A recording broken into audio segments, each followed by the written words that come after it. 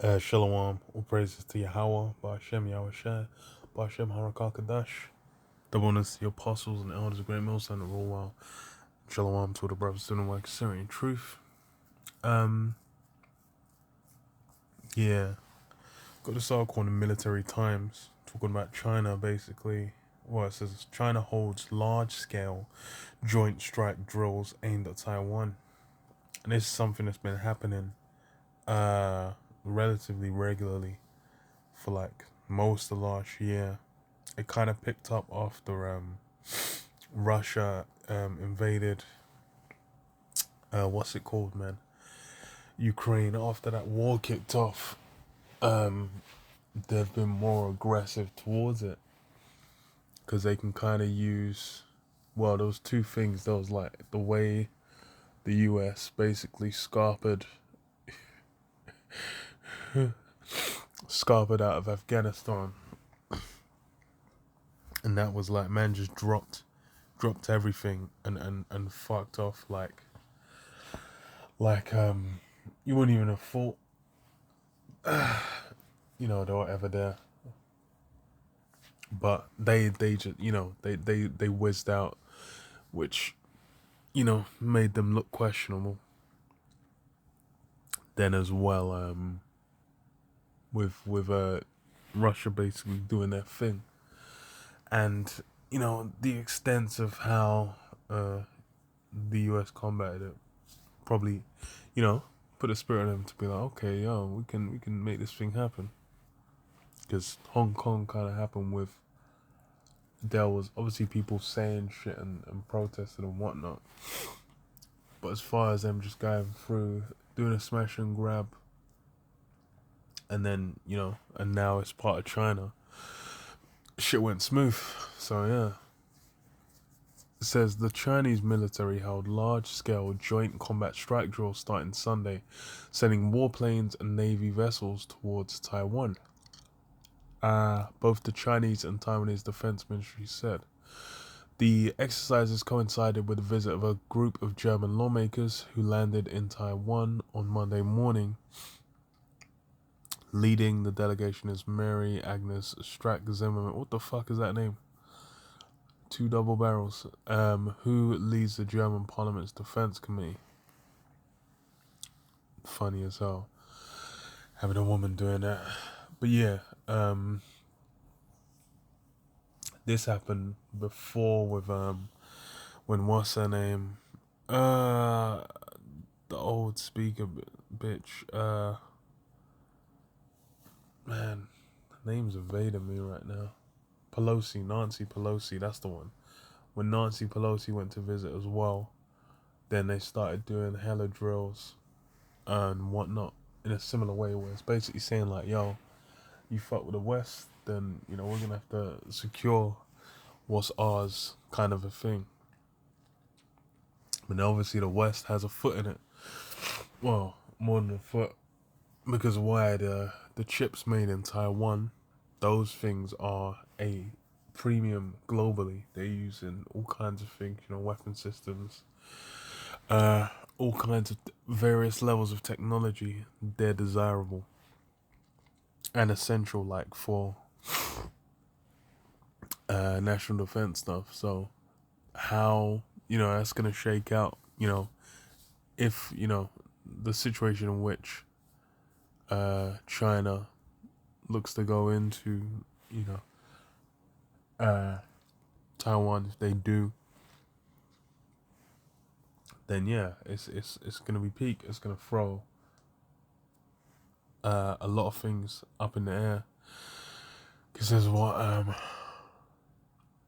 the German lawmakers will meet with Taiwan President Tsai Ing-wen, as well as Taiwan's National Security Council head and Mainland Affairs Council, which handles issues related to China. China stepped up its pressure on Taiwan's military in recent years by sending warplanes or Navy vessels on an almost daily basis towards the self-ruled island. Yeah. This China claims sovereignty over the island, which split from the mainland in 1949 after a civil war. Sunday's exercises have continued into Monday, Taiwan's defense ministry said. monitoring Chinese warplanes and Navy vessels on the missile system. China's action had severely disrupted the peace and stability in the Taiwan Straits and surrounding waters, the ministry said. So yeah, China's getting aggy, and obviously the amount of planes and ships they're sending is on a different kind of scale, which is part of why, it's something that's being spoken on. And because, well, there was this as well on Zero Hedge, which, it's interesting. It could be a sign, of times to come, but we'll see. We'll see what actually shakes out. So that's on Zero Hedge. It says a sanctions evasion war chest ahead of Taiwan invasion. Why is China hoarding gold again? And China's hoarded quite a few resources. There was I think was it 2020, either 2020 or 2019? China was hoarding, like, buying up all the wheat. My have actually, I think it was like maybe 2020 or 2021. I can't remember. It was like China was actually, I think it was 2021. But China was buying up all the wheat, like, globally, so that they could basically stockpile for to have a like 1 year and a half stored grain, essentially for if they were sanctioned and cut off from being able to get external food, and then have, so they'll basically set up so they had enough food to feed their people for an extended period of time. And then it was so with the wheat they've obviously stockpiled, but then this is saying for like gold, and saying monetary wise they might be trying to make themselves sanction proof, which is what, you know Russia haven't had the natural gas kind of angle, starting that off and having people paying rubles to get around it. But, China could be looking to do it with gold, it seems. So it says a month ago we confirmed the identity of the mystery gold buyer who had been suddenly hoarding the precious metal in recent months. Specifically, we identified China as the hidden whale buying the barbarous relic, when all around them are decrying its inflation hedging help, remarking at the time that China remarking at that time for China the need to find an alternative to dollars, which dominates its reserve, has already been greater. Yeah. Part of it could just be because, the dollar's getting dumping, getting thrashed for a while, and it's, the worth of it has been on decline, which really is the printing, the inflate, like the amount of printing of money that was done over the course of, like, start of the pandemic onwards has been, completely ludicrous.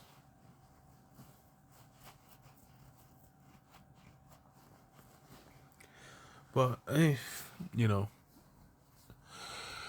spirit still.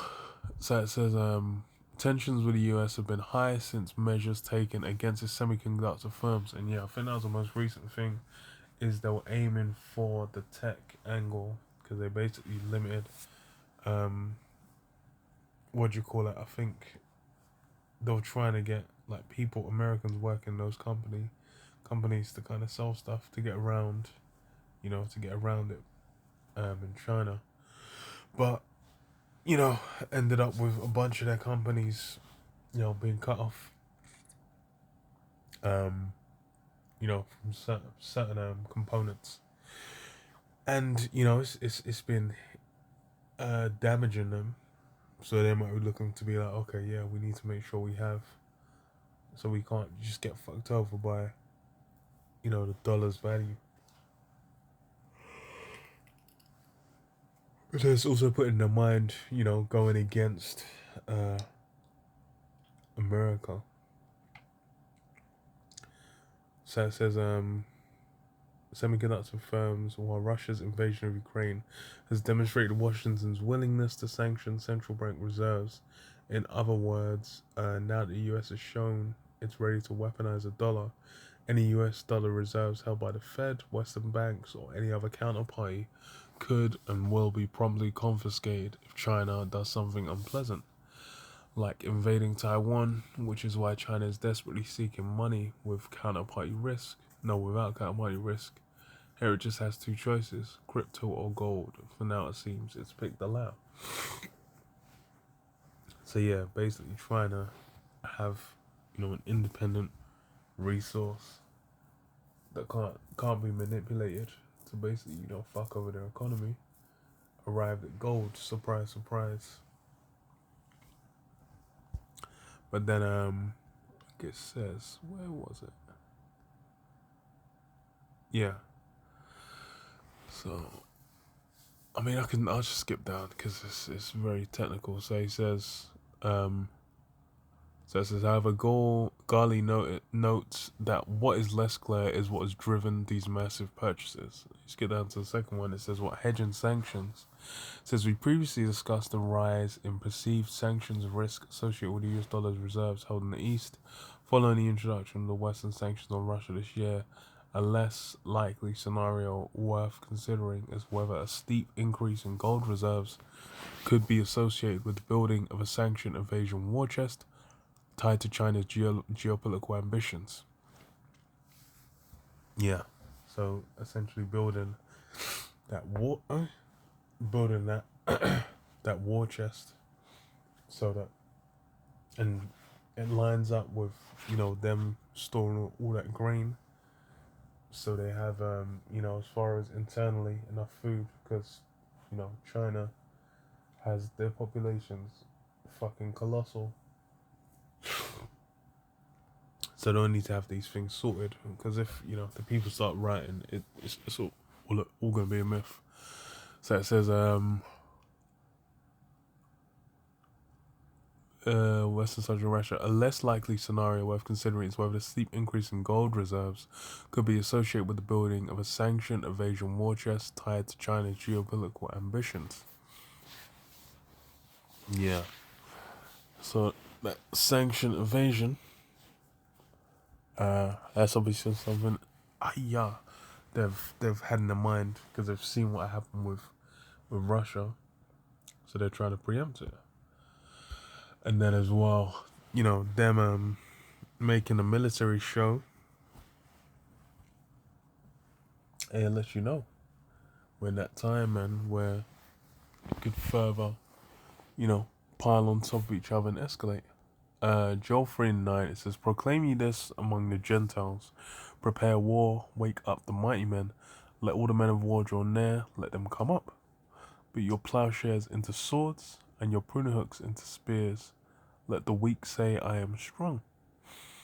Yeah, so, take yourself from that peaceful mindset, that what they call it, that peacetime mindset. After the conquest is done, when you just sit down and chill, that spirit's all been done away with. It's basically getting into where all these nations are thinking about conflict. They're thinking about getting on top, man. Getting into that top seat. So it says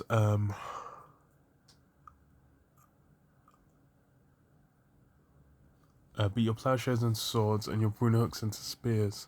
Let the weak say, I am strong. Assemble yourselves and come, all ye heathen.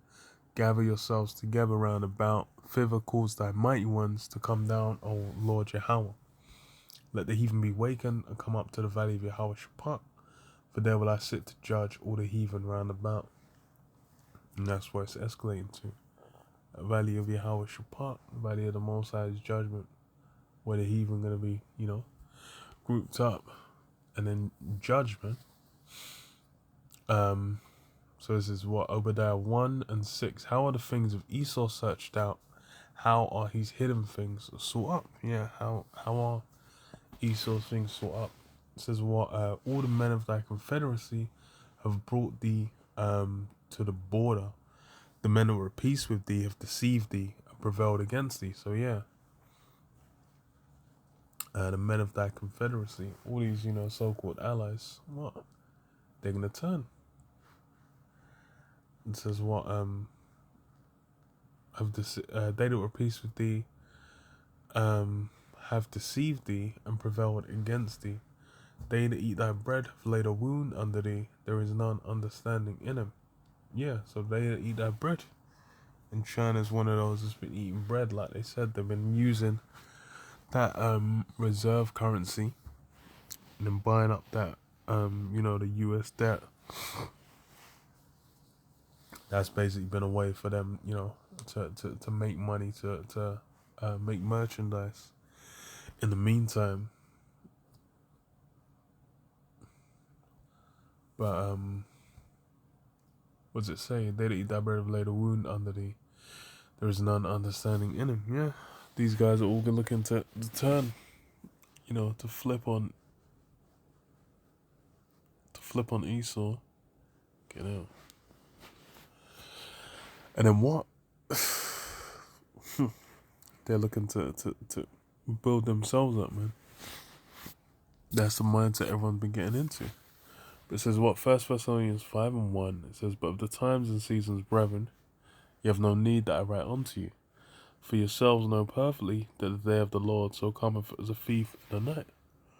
For when they shall say peace and safety, then sudden destruction cometh upon them, as travail upon a woman with child, and they shall not escape.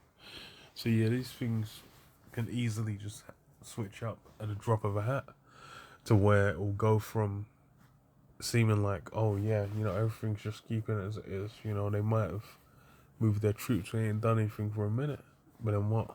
It can all catch on, the kindling catch fire real quick.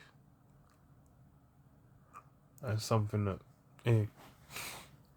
saw with Russia, because even Russia, it's like they're moving their troops up, but then what? People are saying like, oh no, they're not actually gonna do it, but it kicked off. And then people saying, oh, it's going to be a quick thing, and it's not been a quick thing. So, yeah. But, yeah, I'll leave it there. So, praise to Yahweh, Shem Yashab, Shem Kagadash. Shalom.